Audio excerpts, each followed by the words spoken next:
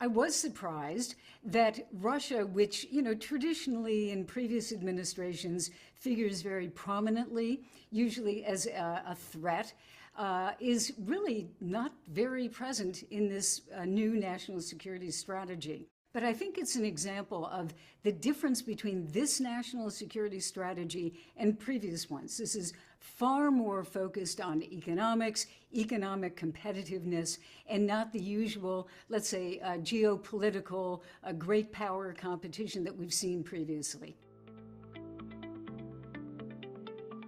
I think with the focus on economic competitiveness, that is the reason we don't see much of Russia in this national security strategy.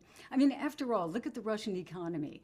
Its GDP is basically somewhere around 2.5 trillion, and that's, not half, but close to half of what California's is. So Russia is not really an economic issue for the United States as much as it is a security issue.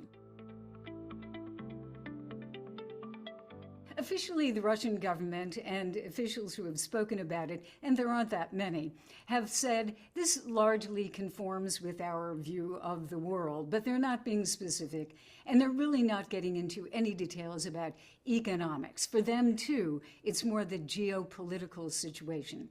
I'd say, informally from commentators, media, there's a bit of trolling saying, well, if the United States is going to pay attention to the Western Hemisphere, maybe our space can be Europe and Asia can be Chinese President Xi's space. But that's somewhat trolling. If you get into Eastern Europeans, and I have traveled in that region very recently, I would say there is concern. There's concern about the shifting of the burden for security onto European shoulders. There's concern about the future of NATO and where that goes. I think also several people that I spoke with said that they have a fear that the United States may not have its back. Central Asia really isn't mentioned, and perhaps part of the reason is that this strategy is focused very much on economics. China is very active in there, and I think if you look at the sections on China, you get the idea of how this pertains to Central Asia.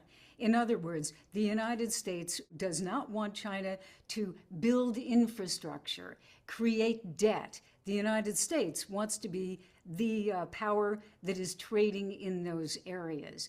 But again, there's very little, almost nothing about Central Asia. This security strategy comes out in the context of the war ongoing in Ukraine. And so I think it's notable that the security strategy really scolds U.S. allies in Europe, certainly more than Russia. Russia gets away with practically no scolding, but there is a lot, for example, a quote saying that the European governments, which are the U.S. allies, are perched in unstable minority governments, etc. It seems to be putting the burden of solving the war in Ukraine more on the European shoulders. It does not talk about any subversion of democracy by Russia, any sabotage ongoing right now in Europe, and certainly it doesn't really talk about the fact that Russia specifically started the biggest land war in Europe.